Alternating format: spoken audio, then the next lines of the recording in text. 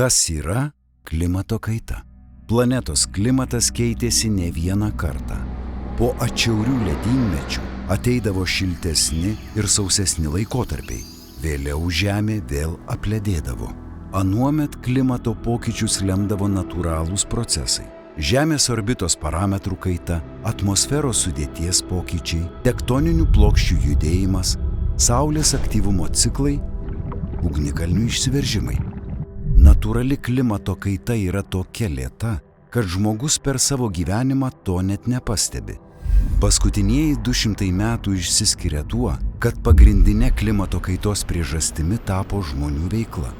Automobiliai, lėktuvai, pramonė, energetika, žemės ūkis ir kiti veiksniai lėmė staigų šiltnamio efektą sukeliančių dujų kiekių didėjimą.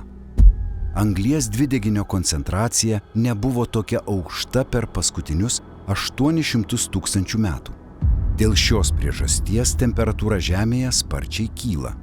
Lyginant su ikipramoniniu laikotarpiu, vidutinė globali temperatūra jau pakilo 1,2 laipsnio.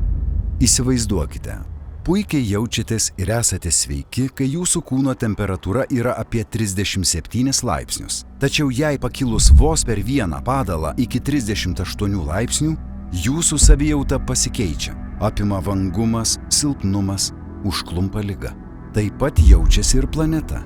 Keičiantis klimatui, kylanti temperatūra tirpdo ledynus, sukelia karščio bangas, dažnėja sausros ir miškų gaisrai, keičiasi visų gyvų organizmų gyvavimo sąlygos, tampa vis sunkiau prisitaikyti.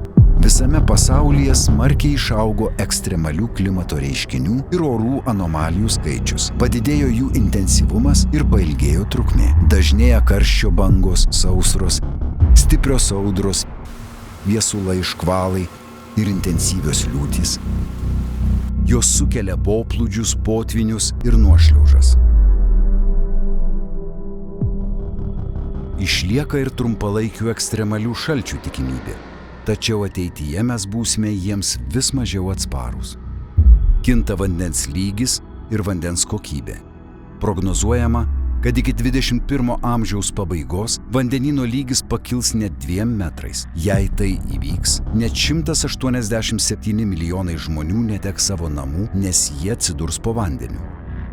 Vandenynai sparčiai šyla ir rūgštėja. Panaši tendencija stebima ir jūrose bei sausumos vandens telkiniuose. Keičiasi vandens kokybė, plinta parazitinės ligos, keičiasi ekosistemos ir biologinė įvairovė. Klimato kaita vyksta taip sparčiai, kad daugelio rūšių augalams ir gyvūnams sunkiai sekasi prie jos prisitaikyti.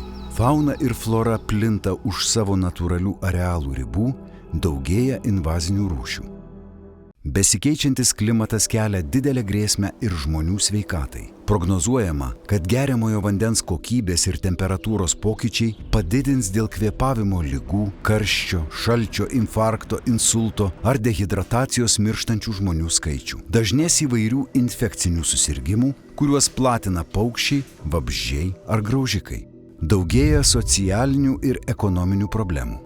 Pasaulyje yra apie 800 milijonų žmonių kenčiančių nuo nepilnavertės mitybos ir daugiau nei 1 milijardas negalinčių gauti švaraus geriamojo vandens. Dėl klimato kaitos vyksta priverstinė žmonių migracija. Skaičiuojama, kad jau dabar kasmet gyvenamąją vietą turi keisti apie 23 milijonai žmonių. Akivaizdu, kad klimato pokyčiai ir dėl to dažnėjantys ekstremalūs reiškiniai vyksta jau ir tose valstybėse, kuriuose tai nebuvo būdinga. Ne išimtis ir Lietuva, kuri jau ne vienerius metus susiduria su mūsų šaliai neįprastomis galingomis audromis, sausromis ir dideliais karščiais. Jeigu nieko nekeisime, prognozuojama, kad iki šio amžiaus pabaigos vidutinė metinė temperatūra Žemėje gali pasiekti 18,3 laipsnio šilumos. Įsivaizduokite, tokia temperatūra Lietuvoje vyrauja Liepą, karščiausią metų mėnesį. Klimatas kinta ir veikia kiekvieną iš mūsų. Todėl turime pabandyti ne tik pakeisti savo įpročius ir taip sušvelninti neigiamus klimato pokyčius, bet ir sukurti savo bei ateities kartoms sveikesnę ir švaresnę aplinką. Įdomybės. Ištirpus visiems ledynams būtų užlieta teritorija, kurioje šiuo metu gyvena daugiau kaip pusė viso pasaulio gyventojų. Kiekvienais metais ištirpsta 1,2 trilijonų tonų ledo, o tai yra tiek pat, kiek sveria 16 milijardų dramblių. Žmonija per metus sunaudoja apie 4000 kubinių kilometrų vandens, kas prilygsta 12 250 drūkšių ežerų. Viena iš pirmųjų dėl klimato kaitos išnykusių rūšių yra auksinė rupūžė. Mokslininkai mano, kad dėl klimato kaitos iki 2030 metų maisto kainos padidės nuo 50 iki 60%.